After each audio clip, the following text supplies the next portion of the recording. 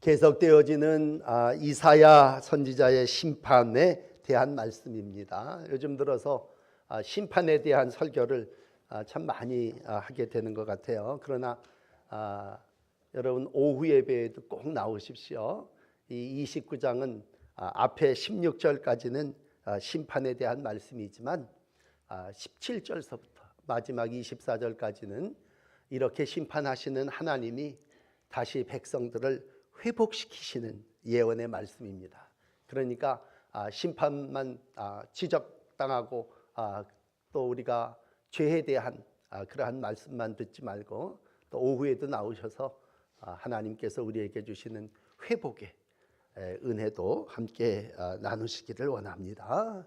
앞에 계속 이어지는 말씀입니다만 아수르의 침략에도 불구하고 하나님의 백성인 유다 백성들은 진정으로 회개하지를 않습니다.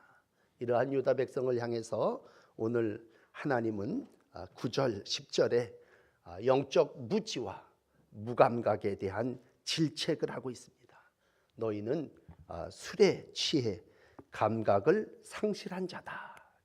술 취했다. 취해도 너무 취해서 갈지자로 걸어간다. 비틀거린다는 얘기죠. 이스라엘 백성이 하나님이 주시는 정도 믿음의 길을 걸어가야 할 텐데 이들이 꼭 술 취한 자처럼 세상의 쾌락과 세속에 빠져서 그 길로 가고 있다고 하는 말씀이죠. 또 하나는 소경 같다. 술 취한 자가 비틀거리며 걸어간다면 소경은 아주 눈이 덮여버린 거죠. 전혀 앞을 보지 못하는 자의 삶을 살아나가고 있다. 그렇게 유다 백성의 모습을 정확하게 짚어주시고 있습니다. 물론 이러한 백성에 대해서 하나님이 어떤 때는 근심하셨죠. 어떤 때는 징계도 하셨습니다. 그런데 오늘은 그 처방이 아주 극약 처방입니다. 하다 못하니까 이제 10절에 가서는 뭐라고 얘기하냐면 깊이 잠들게 하는 영을 부어주셨다. 그래서 아주 그냥 잠들어 버리게 하셨다는 얘기입니다. 내버려뒀다고 하는 얘기입니다. 이 얘기는 자꾸 흔들어 깨웠는데 오늘 여러분 좀 눈을 감고 졸지 마셔야 될 게 자꾸 흔들어 깨웠는데 깨워도 일어나지를 않고 정신을 차리지 않으니까 그냥 내버려뒀다 그런 얘기입니다. 그래서 아주 깊이 잠들게 하셨다 그런 얘기입니다. 그러니까 그 모습을 볼 때 놀라운 일이죠. 놀라고 놀라운 일, 그렇게 오늘 9절은 시작되는데 하나님이 그러실 수 있습니까? 하나님이 그래도 끝까지 사랑하신다고 했는데 어떻게 그렇게 내버려 둘 수가 있습니까?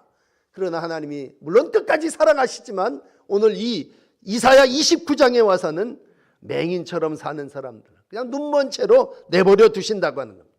저 뒤에 14절에 가서 보면 기이하고 기이한 일이도다. 그건 하나님이 지혜와 총명을 다 가리셔서 인간이 지혜와 총명으로 하나님이 주시는 모든 것으로 살아나가야 하는데 오늘도 인간의 삶이 지혜와 총명으로 살지 못하게 내버려 뒀다고 하는 거죠. 여러분, 내버려 둔다고 하는 건 무서운 죄입니다. 로마서도 표현하고 있지만 저 올라가셔서 애굽 왕 바로를 생각할 때 하나님이 애굽 왕에게 재앙과 징계를 내리지 않습니까? 그러다가 마지막에 가서는 애굽 왕 바로를 내버려 두사 이렇게 표현을 합니다.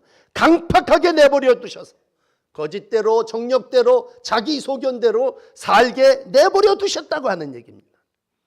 그러나 분명한 것은 아주 내버려 두시는 건 절대로 아니에요. 오늘 설교를 여기까지만 들으시면 절대로 안 됩니다. 우리가 어떤 때는요 베드로를 이번 주간에 만나게 된다면 베드로의 신앙생활은 어떤 때는 최고점을 쳤죠. 너희도 나를 떠나려고 하느냐?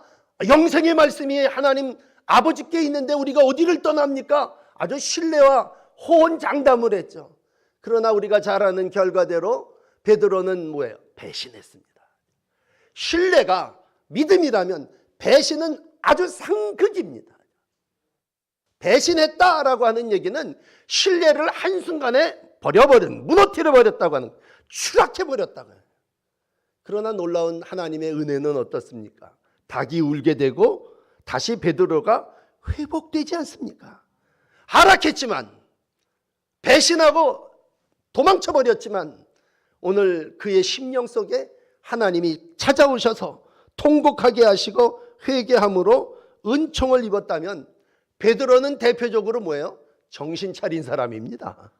그리고 사명을 감당한 사람입니다.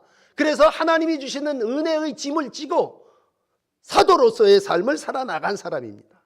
그런데 대부분 유다 백성을 포함한 우리 모두의 신앙은 베드로와 같으냐? 그렇지 않다는 얘기입니다. 여전히 오늘도 술 취한 자처럼 비틀거린다는 얘기입니다. 여러분, 비틀거린다는 얘기는 똑바로 걷지 못한다는 뜻이에요. 바람 부는 대로 흔들리는 대로 사는 사람이 비틀거리는 사람입니다. 그러나 이스라엘은 하나님이 택할 때부터 비틀거리는 자로 택하셨느냐? 아닙니다. 그들에게 법을 줬습니다. 요 법대로 살아라. 요것이 율법이고, 그래서 여호수아는 고백했죠. 나는 좌로나 우로나 비틀거리지 않고 오직 하나님의 말씀을 그 길을 따라 살겠습니다. 또 복 받은 사람입니다. 우리가 구약 성경을 보면요, 복이 있는 자는 그렇게 시편 1편이 시작을 합니다. 구약에 복이 있는 사람은 누군지 아십니까? 똑바로 걷는 사람이 복이 있는 사람입니다. 이 복이라는 말이 제가 찾아왔는데 예세르라고 하는 말인데, 똑바로 걷는다고 하는 말은 아세르라고 하는 말, 다 똑같은 말이에요. 복이 뭐냐? 똑바로 걷는 사람이 복입니다. 그러니까 복 있는 사람은 악인의 꾀를 따르지 아니하며 죄인의 길에 서지 아니하며 오만한 자의 어찌고 저찌고 나간다면, 복 있는 사람은 누구냐? 똑바로 걷는 사람입니다. 그렇다면 오늘 이스라엘 백성, 하나님이 택한 예루살렘 유다 자녀들 어떠했습니까? 똑바로 못 살았습니다. 분별력이 없는 삶을 살았습니다. 마치 포도주와 독주에 취한 것처럼 비틀거리면서 정신을 잃어버렸습니다. 소경처럼 앞을 보지 못하고 정말 깜깜 어두움의 삶을 살았습니다. 그러니 하나님 입장에서 볼 때 얼마나 안타까워 계십니까? 아유, 너희들 그냥 자버려라 하자. 깊은 잠에 백성들을 두고 어둡게 하셨다고 할 때, 오늘 하나님께서는 이들의 어떻게 보면요, 의식을 다 잠재워 버렸다. 마치 큰 병을 고치려면 그 사람에게 마치 전신 마취를 시켜서 그 사람을 아주 죽여버리고 그 사람을 뜯어 고치듯이, 하나님이 오늘 영적으로 아주 그냥 잠재워 버렸다는 얘기, 수면에 취해버리게 했다. 그래서 10절은 여호와께서 깊이 잠들게 하는 신을 너희에게 부어주사 너희의 눈을 감기셨다. 그러니 눈 감긴 선지자가 뭔 말을 합니까? 머리가 다친 선견자가 무슨 깨달음이 있겠습니까? 눈 가리고 머리 덮어버리니까 볼 수도 없고 들을 수도 없고 가르칠 수도 없다는 얘기입니다. 오늘 유다 백성의 형편이 이렇다는 얘기예요. 깊이 잠에 빠져버렸다는 얘기입니다. 영적으로 무뎌버려서 잠든 자가 되어버렸다는 얘기입니다. 그렇다면 어떻게 해야 합니까? 여러분, 오늘도 지그시 눈을 감고 잠을 청하시는 분이 있다면 어떻게 해야 되겠습니까? 오늘 그 세 가지를 진단하고 있습니다. 첫째, 잠이 들었다는 얘기는요, 진리의 말씀에 눈과 머리를 닫아버렸다는 얘기입니다. 하나님의 말씀이 외쳐지면 눈을 감아버립니다. 머리를 딱 닫아버립니다. 귀를 막아버립니다. 하나님의 말씀에 대해서 관심이 없다는 얘기입니다. 그 표현을 11절은 이렇게 하고 있습니다. 모든 계시가 너희에게는 봉인된 책의 말처럼 되었다. 계시가 하나님의 말씀 아닙니까? 근데 그게 너희에게는 봉해진 책같이 되어버렸다니. 여러분, 닫혀진 책 아닙니까? 요즘은 책도 안 가지고 교회들을 오십대요. 그건 뭐예요? 우리의 심령이 오늘도 완악함에 바로왕처럼 완전히 닫혀버렸다는 얘기입니다. 봉인된 문서처럼 들춰보려고 해도 볼 수 없는 책이 되어버렸다고 하는 것은 말씀에 대한 관심이 없어졌다는 얘기고, 이 무관심이 오늘 계시의 말씀을 읽으십시오 그렇게 얘기를 해도 난 봉해졌으니 못 읽겠다 그렇게 얘기를 하는 상태입니다. 여러분, 그 당시에 말씀을 아는 자들은 제사장, 선지자, 선견자, 지도자, 여러분들 지금 백성이 이렇게 됐으니 청하노니 말씀을 좀 읽어야 되지 않겠습니까? 말씀을 읽고 머리에다 담아서 그걸 가르치고 전해야 되지 않겠습니까? 그랬더니 뭐라고 얘기를 합니까? 오늘 계시의 말씀이 봉해졌으니 내가 못 읽겠다. 핑계죠, 핑계. 글을 아는 이에게 읽어보십시오 그랬더니 아유 봉해졌어요. 그러면 12절에 가서 글을 모르는 자들에게 이르기를 청하노니 그러면 그들이여 읽으라. 나 글 모르는데요. 이게 오늘 11절 12절의 모습입니다. 글을 아는 자나 글을 모르는 자나 똑같이 하나님의 말씀에 대해서 귀를 닫고 눈을 감고 머리를 닫아버리는 그러한 생각, 깨달음이 없다고 하는 것입니다. 오늘 잠든 영혼에 대하여 책망하는 첫 번째는 너희가 어찌 깨달음이 없느냐 그런 얘기입니다. 그러면 언제까지 이게 계속되겠습니까? 여러분 요한계시록 22장 10절은 이런 말씀하니 또 내게 말하노니 이 책의 예언의 말씀을 인봉하지 말아라. 때가 가까우니라. 계시록은 마지막 때를 얘기하며 살아가는 모든 백성들에게 당부하는 말씀이 뭡니까? 이 책을 인봉하지 말아라. 때가 가까웠다 그런 얘기입니다. 무슨 얘기입니까? 믿음은 들음에서 나는데 닫아버리면, 귀를 막아버리면 어떻게 듣고 읽고 깨닫겠느냐 그런 얘기입니다. 바울은 로마서 11장 8절에 기록된 바 하나님이 오늘까지 그들에게 혼미한 심령과 보지 못할 눈과 듣지 못할 귀를 주셨다 함과 같으니라 라고 말씀하셨다면 로마 교인들도 똑같은 거, 우리를 살아나가는 오늘도 말씀을 읽고 듣고 지키는 정도가 아니라 사람들이 너무 지식이 많아졌어요. 사람들이 너무 많은 것을 알게 됩니다. 그러니까 답을 말씀에게 가서 찾으려고 하지 않습니다. 혹 말씀을 읽더라도 자기 지식에 필요한 말씀만을 찾아 읽습니다. 그리고 목사가 자기에게 좋은 말을 하면 은혜 받았다고 얘기합니다. 그러나 자기가 모르는 얘기를 한다면 저 무슨 소리를 하는 거지? 그렇게 생각합니다. 여러분 인도를 받는다고 하는 건 내가 모른다고 생각하고 길을 가르쳐 줄 때 무작정 따라가는 게 인도죠. 나 그 길을 다 알아요. 그런 사람이 오늘 말씀을 필 일이 뭐 있습니까? 귀를 기울여 들을 일이 뭐 있습니까? 그러므로 그 심령을 향하여 말합니다. 깊은 잠에 드는 영이다. 너는 지금 깊은 잠에 들어있는 영이다. 이렇게 말씀하고 있습니다. 여러분 마음의 영을 활짝 여시기를 바랍니다. 오늘 그런 일을 향하여 슬프다 아리엘이여, 이렇게 29장 1절은 슬프다 아리엘이여 아리엘이여 탄식합니다. 아리엘은 제단을 얘기한 번제단을 얘기해요. 그러니까 하나님이 번제단 예루살렘에 짐승을 잡아 죽여 피를 흘려 그걸 제단에 번제물로 확 태워버리는 그 번제단을 하나님이 이렇게 내려다보시면서 슬프다 슬프다, 죄를 태워야 될 저 번제단에 애꿎은 짐승들만 죽어나가는구나.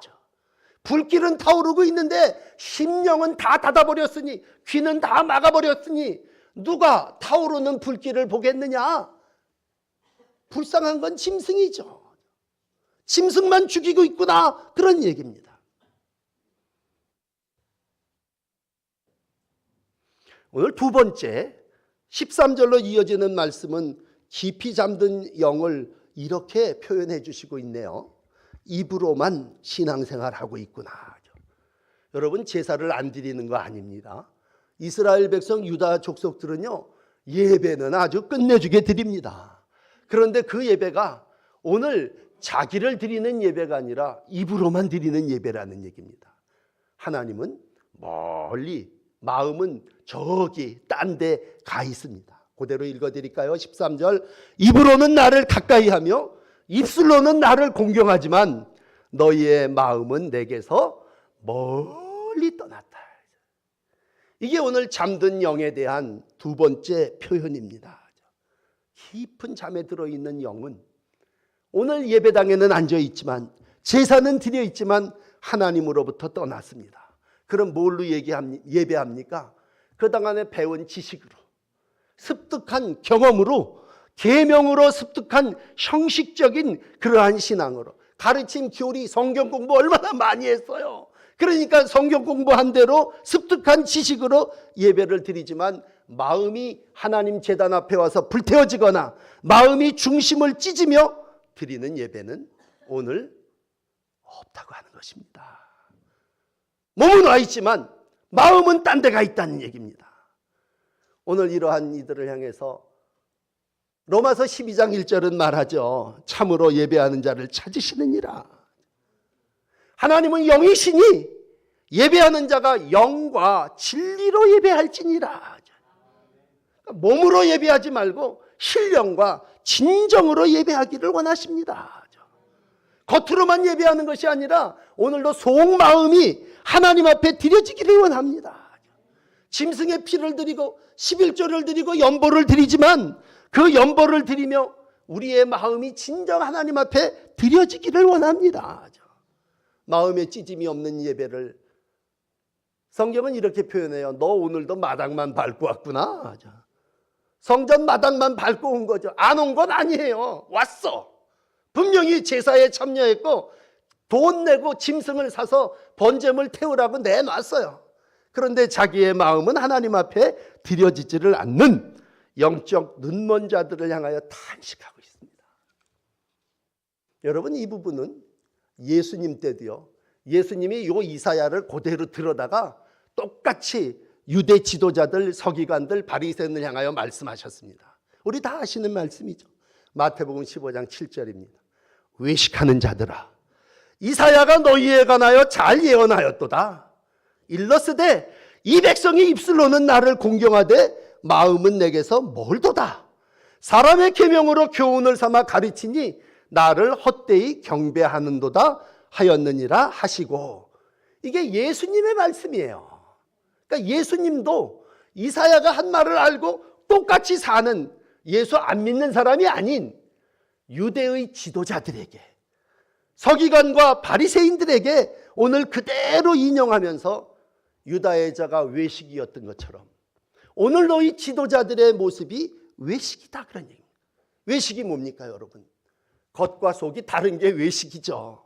형식이 없는 게 아닙니다. 형식은 잘 갖췄습니다. 모양도 아름답고 어느 때보다도 시설도 좋고 또 아주 사부로 노래도 부르고 조상적부터 다 해왔기 때문에 익숙하고 능숙하게 합니다. 그러나 진정 영이, 마음이 하나님 앞에 드려지지는 않고 있는 영이 없는 신앙을 탓하고 있습니다. 삶은 있는데, 형식은 있는데 그 안에 알맹이인 진정한 고백이 없는 그러한 믿음을 표현하고 있습니다.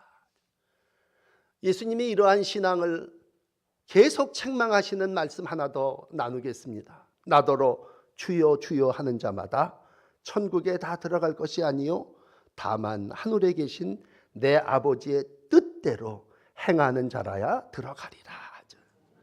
하나님, 예수님이 오늘 사랑하는 제자들에게 마태복음 7장 21절의 말씀을 주십니다. 그렇다면 이 외식하는 바리새인들을 향하여 너희들이 마음에 내게서 떠났으니 내가 너희들에게 지혜를 거두겠다, 명철을 가리우겠다, 내가 너희들의 총명을 헛것으로 만들겠다, 그렇게 오늘 책망하시고 있습니다. 여러분, 마지막 주님의 책망의 말씀을 들으십시다. 세 번째는 15절서부터 마지막 16절까지의 말씀입니다. 오늘 유다 백성에게 아수르라고 하는 나라를 보내서 하나님이 침략해서 깨닫게 하시잖아요. 아수르의 18만 5천이 쳐들어오게 되고 어찌할 자를 몰라서 이제는 이 백성이 이러한 위기를 만나면, 이러한 재난과 난리와 전쟁을 만나면 당연히 하나님을 찾을 거다, 나에게 돌아오지 않겠느냐, 하나님이 내신 그런 기대를 하셨을 거예요. 그런데 놀라운 건 아수르가 침략을 해오니까 유다의 지도자들의 계획이 뭔 줄 아십니까? 자기의 계획을 여호와 앞에 깊이 숨기면서 얼른 애굽에 가서 원조를 요청합니다. 힘 있는 자에게 찾아가서 우리를 도와달라고 요청합니다. 어려우면 날 찾아올 줄 알았는데 전쟁이 나고 정말 너희가 감당할 수 없을 위기를 만나면 그때서야 정신을 번쩍 차리고 깨서 나한테 와서 부르짖고 간청하며 도와달라고 할 줄 알았는데 너무 하나님 충격을 받은 건 하나님 모르게 반신죠. 이거는 어떤 왜곡하고 무슨 이런 정도가 아니라 완전히 하나님을 버리고 애급하고 손을 잡고 예루살렘의 지도자들이 문제를 해결하러 가고 있습니다. 그러면서 오늘 그 지도자들은 이렇게 얘기합니다. 누가 우리를 보랴.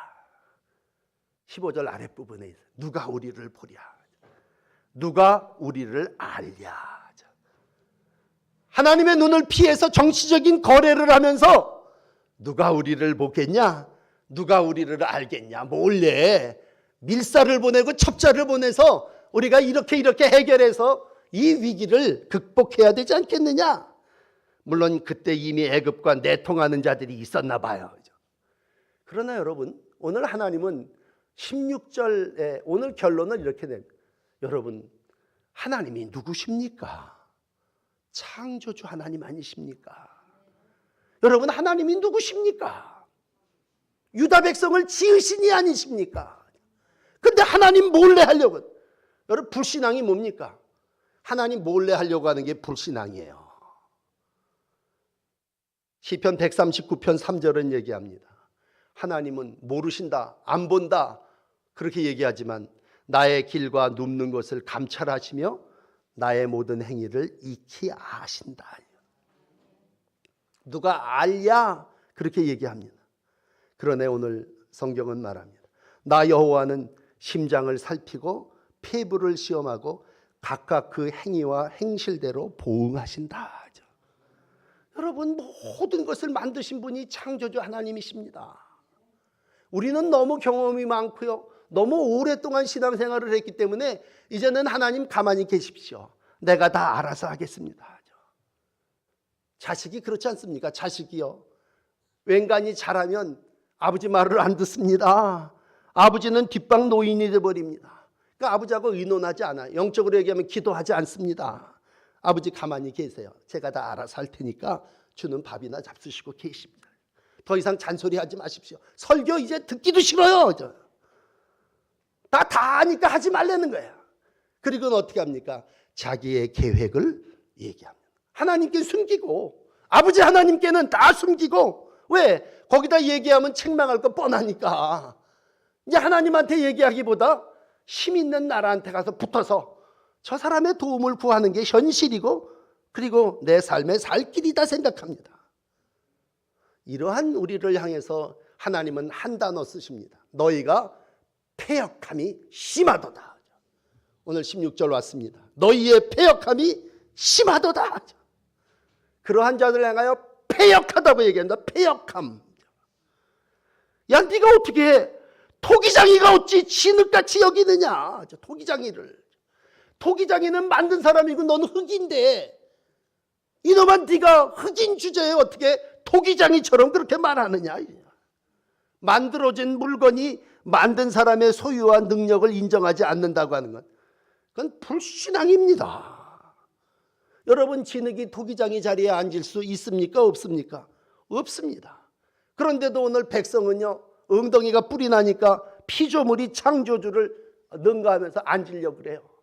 그게 에덴 동산에서부터 죄를 지어 하나님처럼 되리라고 하는 죄의 시작이고, 바벨탑을 타서 하나님처럼 높아지리라 하는 인간의 교만함입니다. 그 죄입니다. 하나님처럼 되리라 하죠. 어떻게 인간이 하나님처럼 될 수 있습니까? 오늘도 인간의 역사와 강대국의 운명까지를 주관하시는 분은 하나님이십니다. 애굽을 사용하시고 아수르를 사용하시는 분이 하나님이셨잖아요. 우리가 이사야만 읽더라도 하나님은 아수르를 사용하신 거예요. 애굽을 이용하신 거예요.